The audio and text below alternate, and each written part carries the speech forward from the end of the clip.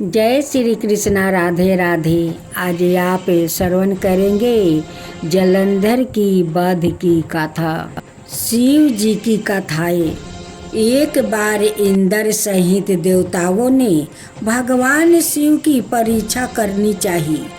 वो देवों के गुरु बृहस्पति के साथ कैलाश पर्वत पर पहुंच गए। शिव ने अपनी आत्मिक शक्ति के बल पर जान लिया कि ये लोग मेरी परीक्षा लेने आ रहे हैं और उन्होंने एक अद्भुत का भेष धारण कर लिया और उनके मार्ग में आकर खड़े हुए। इंद्र ने उन्हें राह से हट जाने का संकेत किया, किंतु अद्भुत भेषधारी शिव अपने स्थान पर खड़े रहे। यह देख कर इंद्र को क्रोध आ गया। बोले, अरे हट रास्ते से, जानता नहीं मैं कौन हूँ? हट जा, नहीं तो बर्ज से तेरे टुकड़े टुकड़े कर दूंगा। धमकी सुनकर अद्भुत भेषधारी शिव को क्रोध आ गया। उन्होंने जोर से एक हुंकार भरी, जिसे सुनकर चारों दिशाओं कांप उठी। गुरु बृहस्पति तुरंत पहचान गए कि अद्भुत वास्तव में कोई और नहीं होकर सवाए भगवान शिव है। उन्होंने इंद्र को संकेत करके कहा, क्या अनर्थ कर रहे हो? सुरेंद्र, तुम भगवान शिव को नहीं पहचान रहे हो। ये तो साक्षात भगवान शिव है। इंद्र को अपनी भूल का ज्ञान हुआ और तुरंत भगवान शिव के चरणों में गिरकर क्षमा मांगने लगा। क्षमा करे भगवान, मुझसे पहचानने में भूल हो गया है।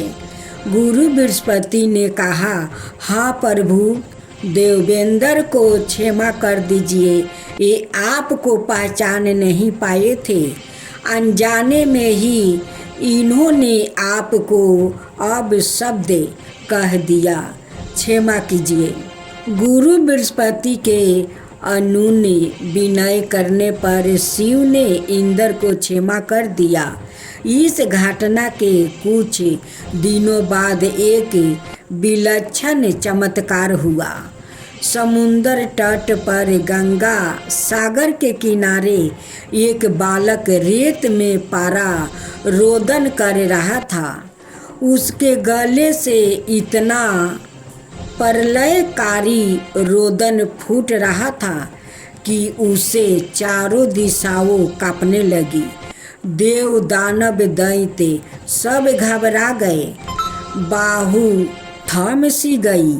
घबराए हुए देवता इंद्र सहित पीताम्बा वर्मा के पास पहुँचे और उनसे कहा, पीताम्बा, सागर संगम पर एक अद्भुत बालक रेत में पारा रो रहा है।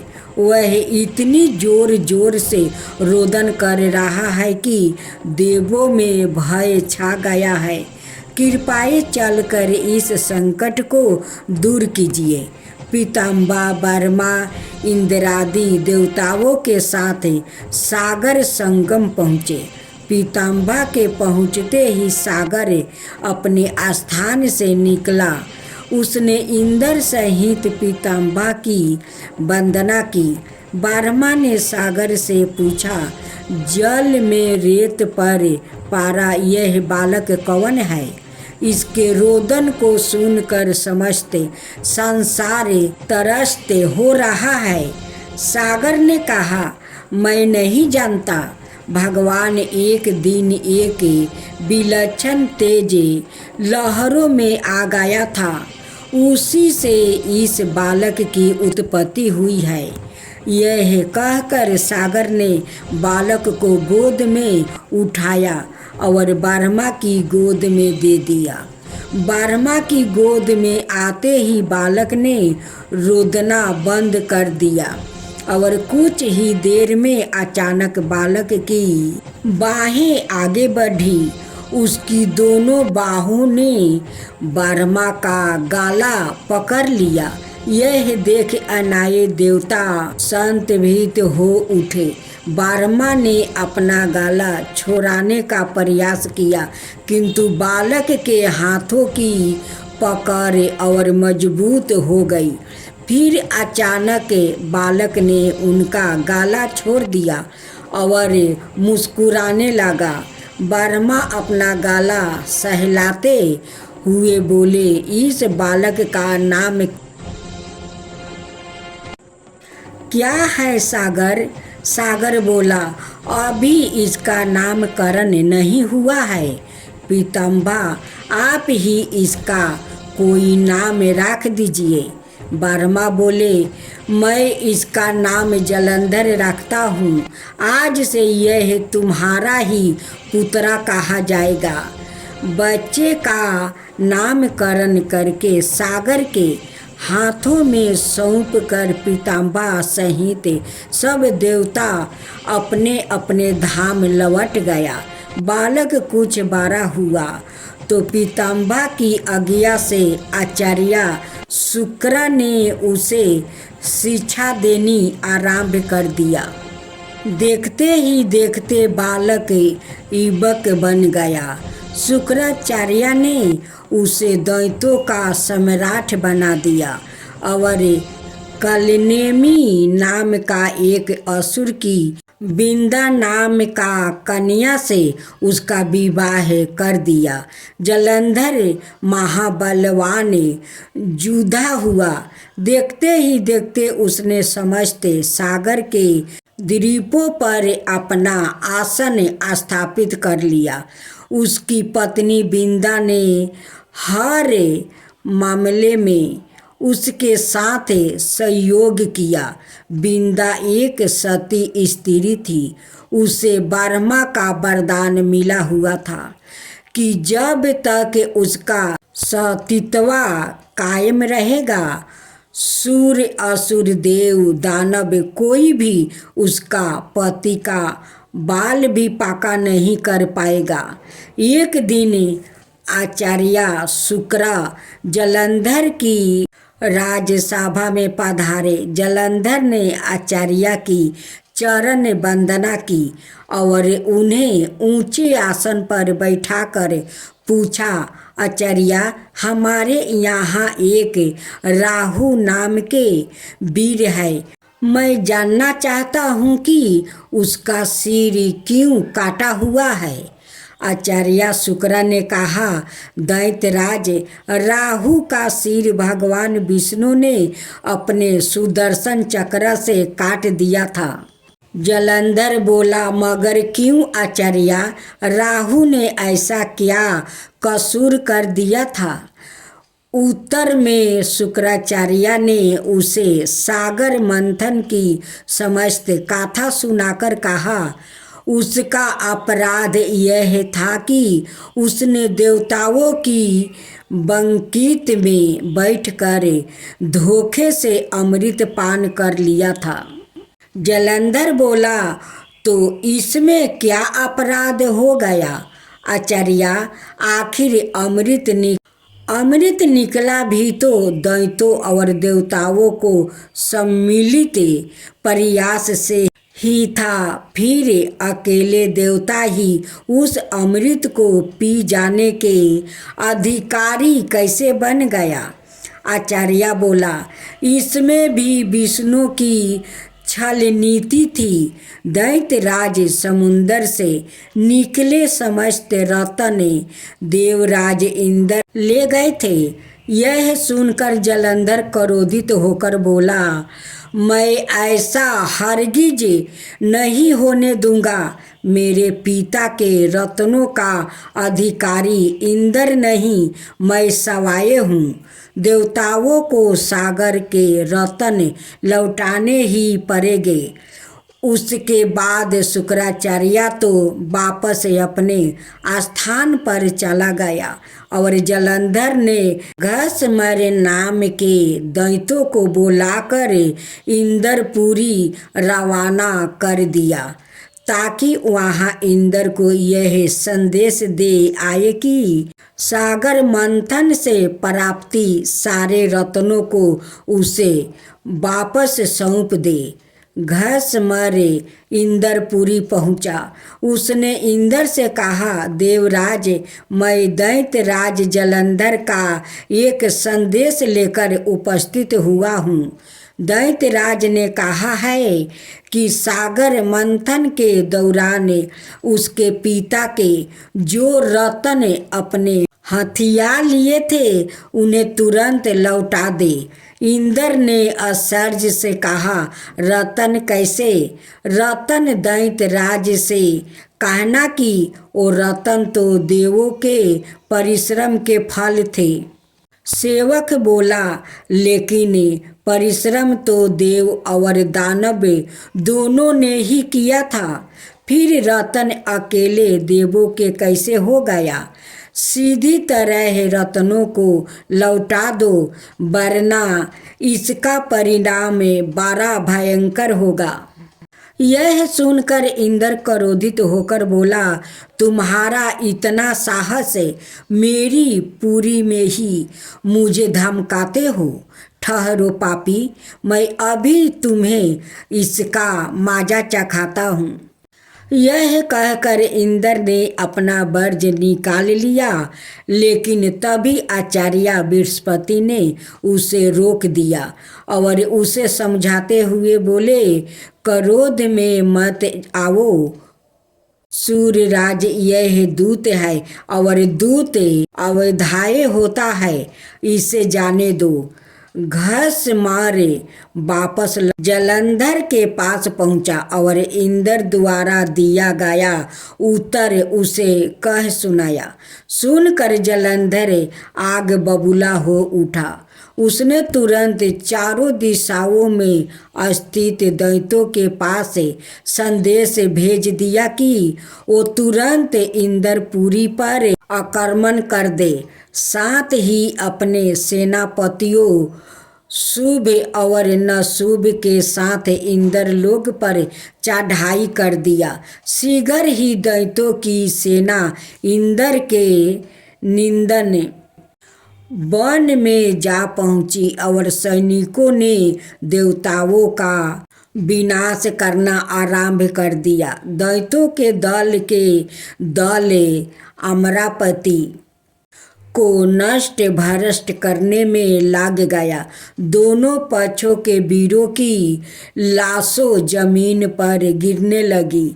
आचार्य बृहस्पति देवों की ओर से और शुक्राचार्य दैत्यों की ओर से घायल और मृत्यु वीरों का उपचार करने लगा और वो पुनः जीवित होकर युद्ध करने लगते। युद्ध चलता रहा, लेकिन किसी भी पक्ष को विजय नहीं मिल पा रही थी।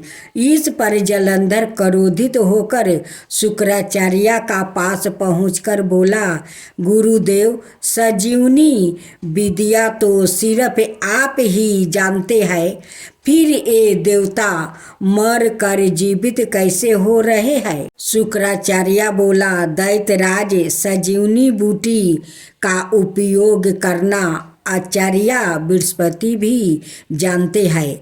उन्होंने कई देवता इसी काम पर लगा रखे हैं कि वो दोरनागिरी से संजीवनी बूटी लाते रहे। यदि किसी तरह देवताओं द्वारा दोरनागिरी से बूटी लाना रोक दिया जाए तो आचार्य बृहस्पति देवों को पुनः जीवित ना कर पाएंगे। जलंधर बोला, लेकिन हमें इस तरह से तो अपनी सेना का एक बार हिस्सा दोरनागिरी पर्वत की ओर ले जाना पड़ेगा और यहाँ तो भयंकर गति से युद्ध चल रहा है। शुक्राचार्य बोले, तो फिर क्यों ना दोरनागिरी पर्वत को ही सागर में डुबा दिया जाए? ना रहेगा बांस और ना बाजेगी बांसुरी।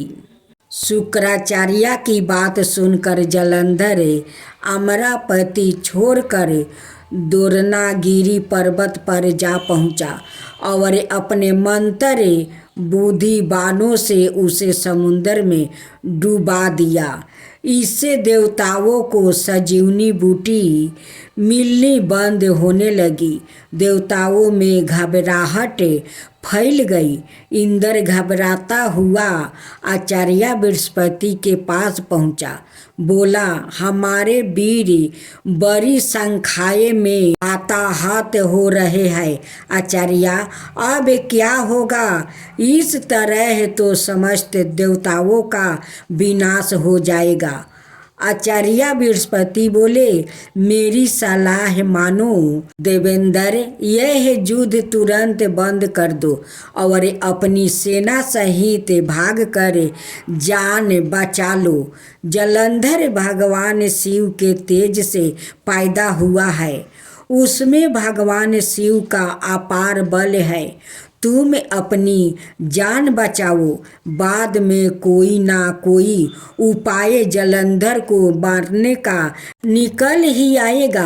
आचार्य बृहस्पति की सलाह मानकर देवता युद्ध छोड़कर भाग निकले और मेरु पर्वत की केंद्राओं में जा छुपे।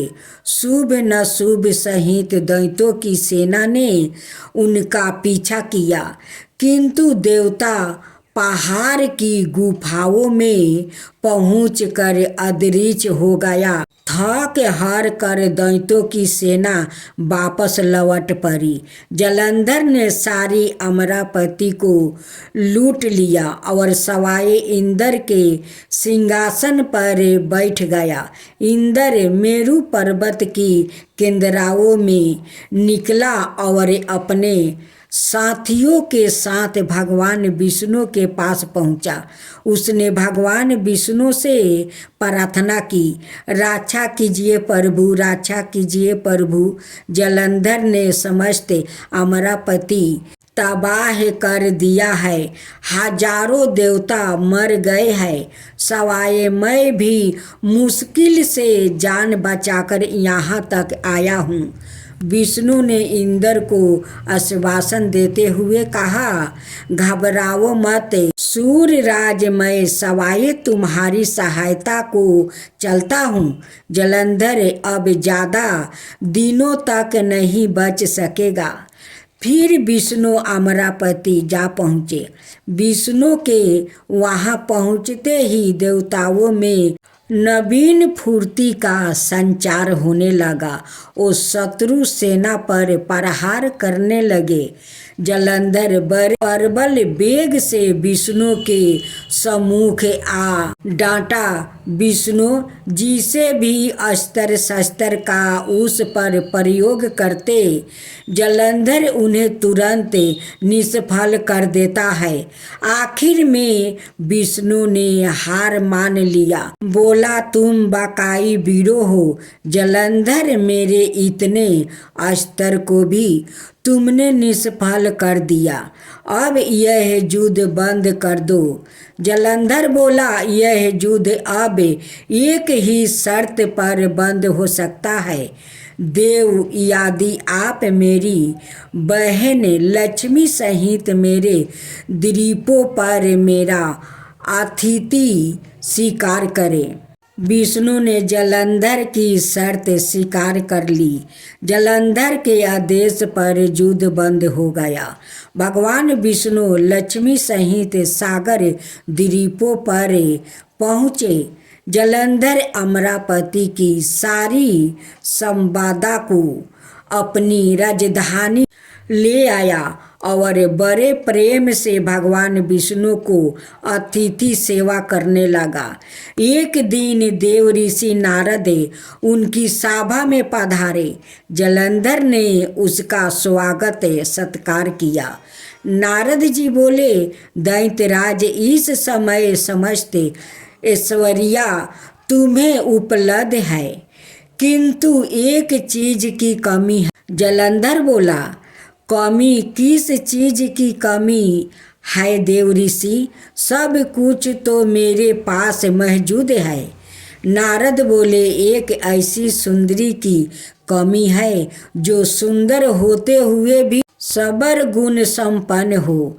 हालांकि तुम्हारी पत्नी बिंदा सवाए भी बहुत सुंदर है, किंतु शिव की पत्नी पार्वती की बात ही कुछ और है। जलंधर बोला, यदि ऐसा है तो देव ऋषि, मैं पार्वती को जरूर अपनी पत्नी बनाऊंगा। मैं आज ही अपनी सेना को कैलाश पर चढ़ाई करने का आदेश देता हूँ। मति बंद जलंधर अपनी सेना लेकर कैलाश पर्वत पर टूट पड़ा।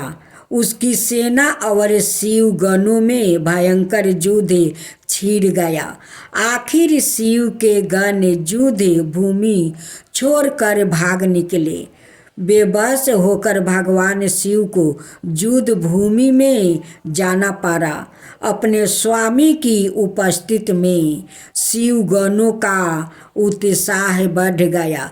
वो द्वीप वेग से दैत्य सेना पर टूट पड़े और उनका संहार करना शुरू कर दिया। शिव जलंधर के सम्मुख आ डटे।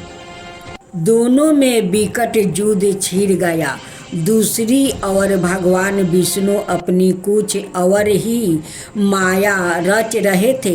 जलंधर की पत्नी बिंदा एक महान पतिव्रता नारी थी। विष्णु ने जलंधर का भेष धारण किया और उसके शयन नगर में जा पहुँचे। उसने बिंदा का आलिंगन किया, लेकिन बिंदा को यह आभास हो गया कि उसके पति का भेषधारी यह व्याकृत उसका पति नहीं है। अतकरक कर बोली, कौन हो तुम? विष्णु अपने स्वाभाविकता रूप में प्रकट हुए और हंसते हुए बोले, मुझे बहुत खेद है बिंदा, लेकिन ऐसा करना आवश्यक हो गया था। तेरा पति तेरे ही कारण अजय था। अब उसे मरने में भगवान शिव को कोई परेशानी नहीं होगी। बिंदा रोते हुए बोली, आपने मेरे साथ ऐसा विश्वासघात क्यों किया? प्रभु, मेरे पति ने तो आपके अतिथि सत्कार में भी कोई कमी नहीं छोड़ी थी।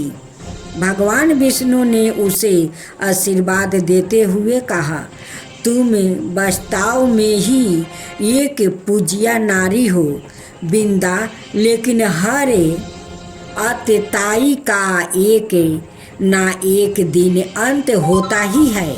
तुम्हारे पति के पापों का घारा भर चुका है, उसका अंत समय निकट आ पहुँच है। मैं तुम्हें वरदान देता हूँ कि आज से सारे संसार में तुम पूजी जाओगी। स्त्री तुम्हारी पूजा किया करेगी। पश्चाताप की अग्नि में जलती हुई बिंदा अग्नि में कूद पड़ी और देखते ही देखते भस्म हो गई।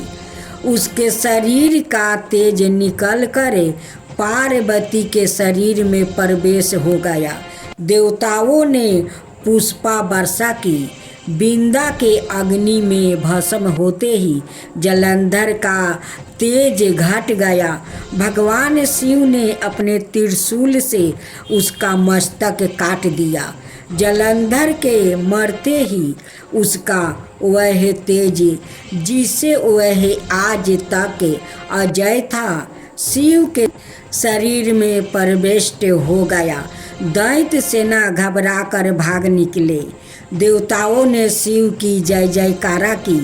इंद्र ने पुण्य अपना सिंहासन प्राप्ति कर लिया और कुछ काल बाद सबतर अमन चैन प्राप्त हो गया।